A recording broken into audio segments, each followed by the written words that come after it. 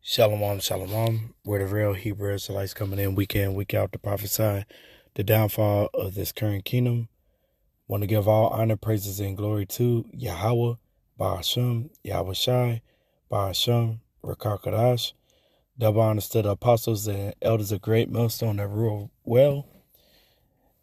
And to the brothers that's preaching this word with truth and sincerity and charity and risking their lives to do so. And also to the very, very few sisters that's listening, learning, and watching, and obeying their husbands. All right, this is Kanasala from GMS Chicago coming to you once again. Hopefully to edify the hopeful elect. All right, who I'm hoping to also be also. All right, so we're going to get straight to it. I'm going to play a video, and then Lord willing, I'm going to just bring out a couple scriptures, and hopefully it's edifying. All right. Sit down, get comfortable, because all right, sit down, get comfortable, because class is in session. We're finna break down this power move that Iran has implemented recently. The power play in question, Iran's decision to end a 52-year-long agreement that was literally the last standing pillar in upholding the financial empire to the United States. Yeah, they have now decided that any oil that is passing through the Strait of Hormuz will not be done with the transaction or with the use of the US dollar. It will now be done with the Chinese yuan. Iran basically said, you want oil, you're going to pay in yuan. No. Right. And if you notice or was paying attention, especially some years ago when it came to Libya tried to put things on the gold standard, like purchasing oil with gold, which here in the States, you know, the U.S. don't have that. All right. They're now on the gold standard. They're now on the silver. It's through a petrodollar system. All right. Which is you have to purchase things through U.S. dollars. That was the only thing keeping this place up and going. All right. But, you know, when things happen, you screw over people, which Esau has broken every treaty he ever made with people, and any type of deals, you know, he always backhand. He's a snake, man. He's going to bite you. He'll poison a snake. He's going to bite you. He's just doing what a snake does. All right. Now the other countries are mad, and they're tired of, you know, Esau stuff, man. So they're like, hold on. We own you now. Skip that. All right. That's why you got the BRICS nations, which is Brazil, Russia, India, China, and South Africa. Now it's more, you know, to go against the system. But the thing is, none of them got next, man. Not even China. All right. Is the Hebrew Israelites, man. Yahweh Shem Yahushua kingdom is next. And that's it. That's forever and ever and ever. All right. But continuing. If ands or buts, no conversation. Now, this is the part where I educate United States citizens about a deal that actually went down in United States history that they don't teach us about. Much like most of the United States history, any power that the United States government has, it was not earned. Okay, they didn't work for it, right? They either stole it from somebody else, lied where it came from, or they negotiated their way into having this power. All right, let's do something real quick. Before I go into that one, I'm gonna get oh yeah.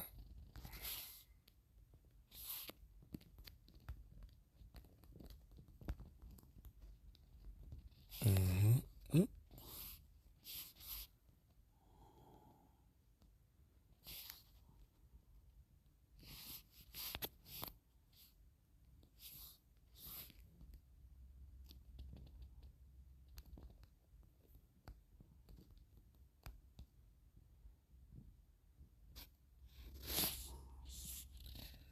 Yeah. So like it. Let me see.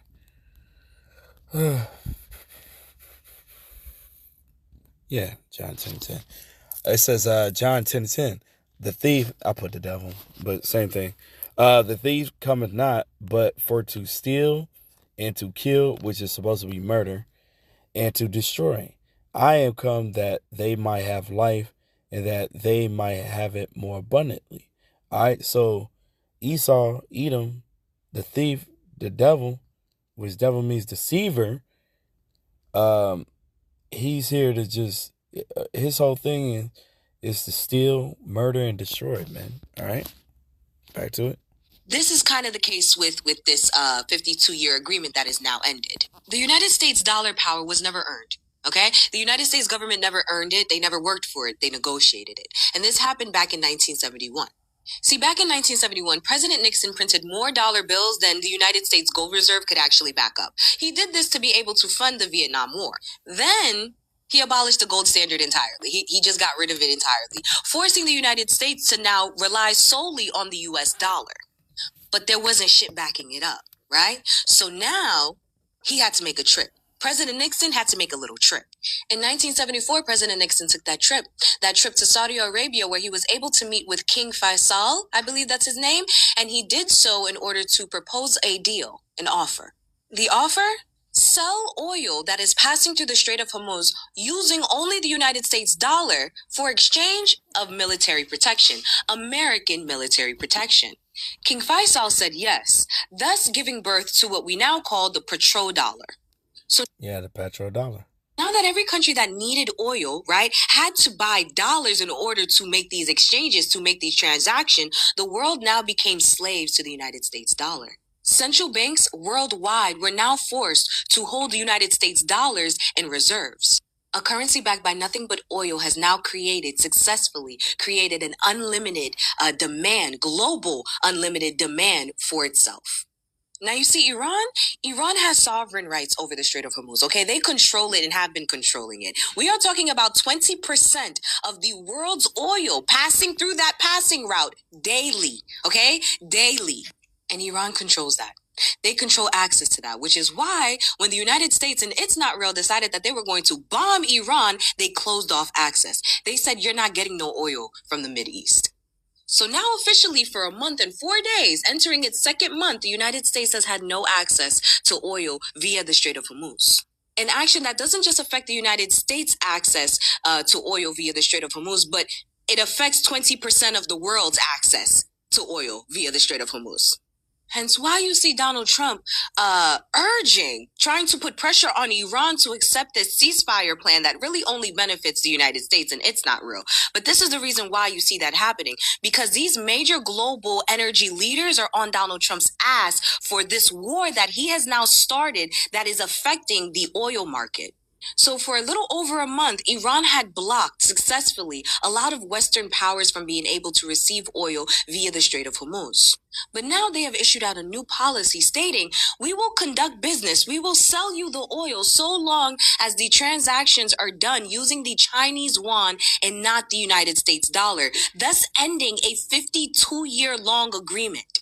And as I mentioned before, but I'm going to re-emphasize on, this is the last standing pillar that is upholding the United States financial empire. Without this, the United States crumbles. No longer. Which is going to happen, man.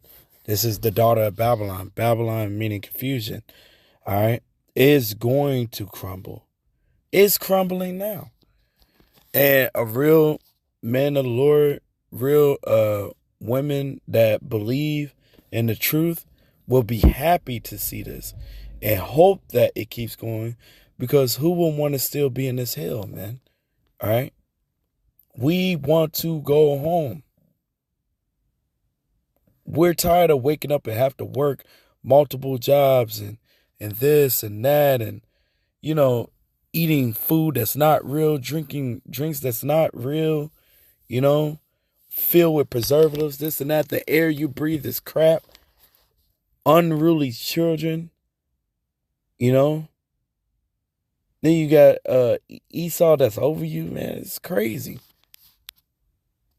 Is this a regular type of war anymore? This is now financial. This is financial war. Why, you ask? Well, because India, China, Japan, and South Korea are the biggest oil importers that pass through the Strait of Hormuz, okay? And just so that you know exactly what I'm talking about in terms of dollars, Japan holds $1 trillion in U.S. Treasury bonds. right? China holds 700 billion in U.S. Treasury bonds.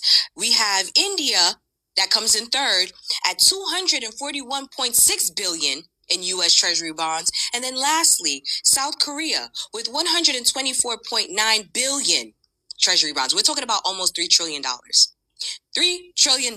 Understand this. With the new policy that Iran has implemented, they would have to sell, drop, get rid of their dollars. And now what? Buy yuan in order to purchase oil because they still need the oil.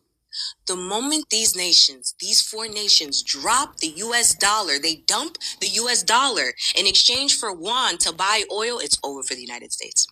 It's over for the United States. That right there is the beginning of the end to the domination of the United States financial empire. It's over after that. Fun fact, we're already in debt. The United States government, the United States economy, we're already in debt. Have been in debt. Been in debt. Stayed in debt. Okay? Another fun fact. You see how highly funded the United States military is? Yeah, the United States government pays more in debt interest than it does on annual military funding.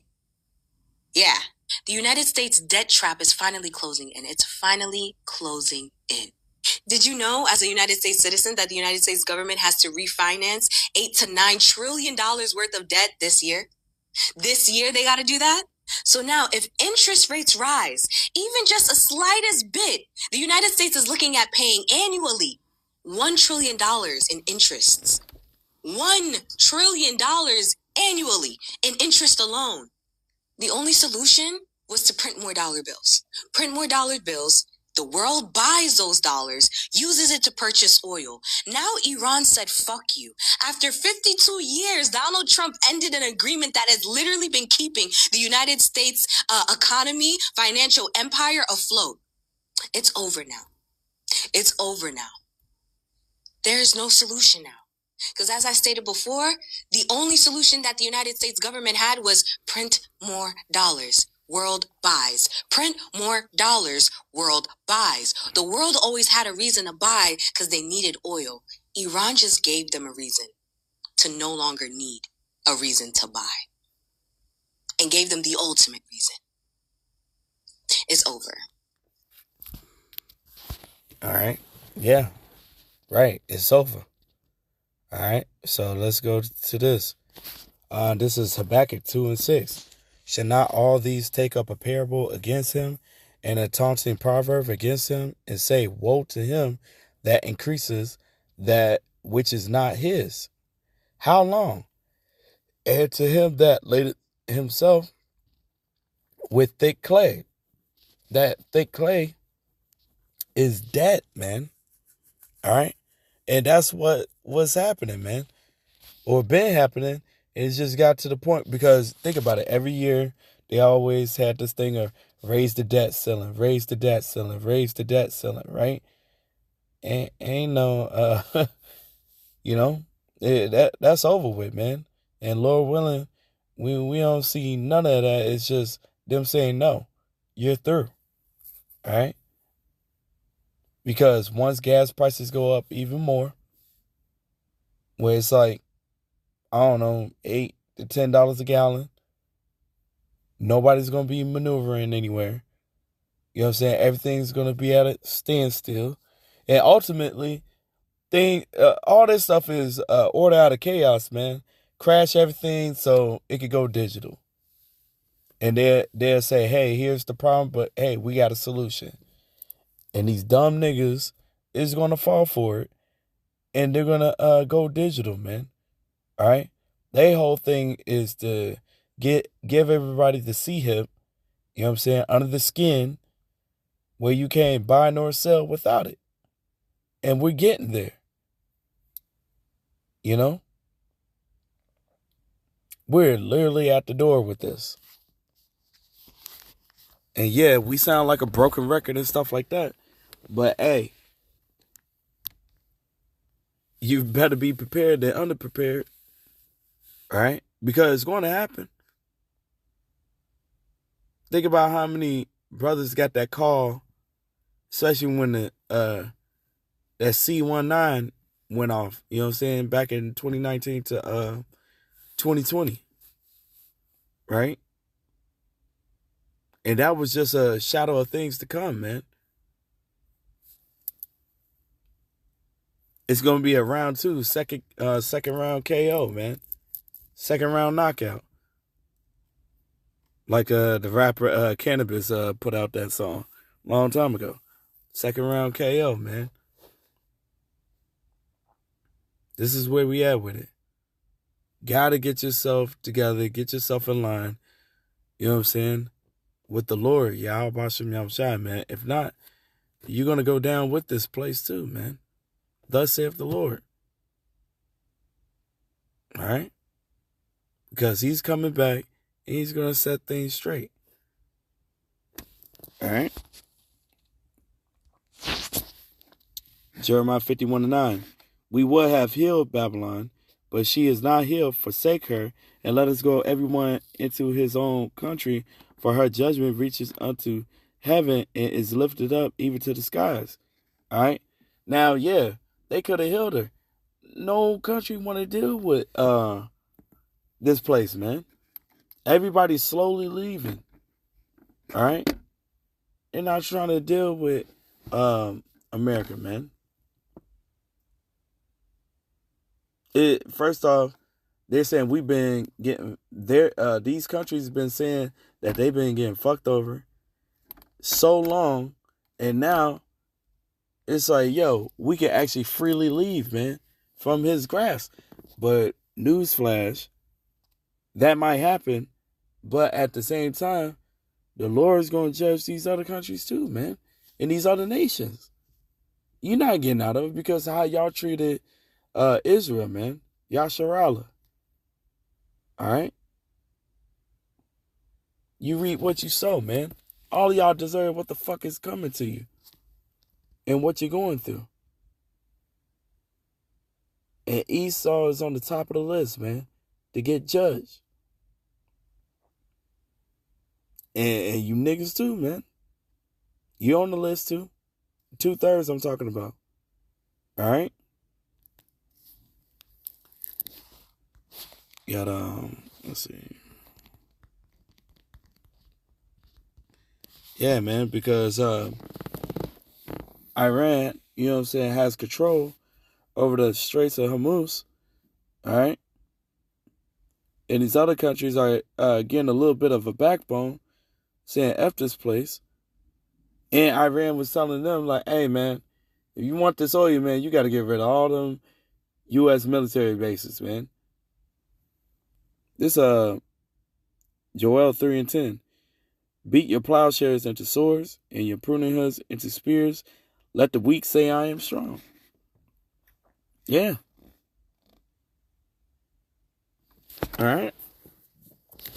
That's what they're saying, man. These weak ass countries are saying, hey, man, we strong, bro.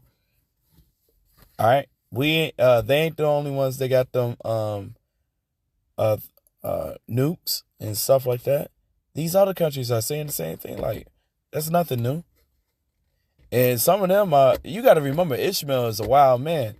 They don't care, man. Boy, hit you with that kamikaze and not think twice. All right? So, hey, man, let me see. Yeah, man, it's about to go down soon, man. Y'all write this out very, very soon.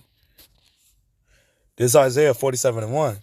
Come down and sit in the dust, O virgin daughter of Babylon. All right? It's a virgin daughter of Babylon because it hasn't been touched yet. But it's about to come, man. Even Iran came out with a video showing New York basically on fire. It says, sit on the ground.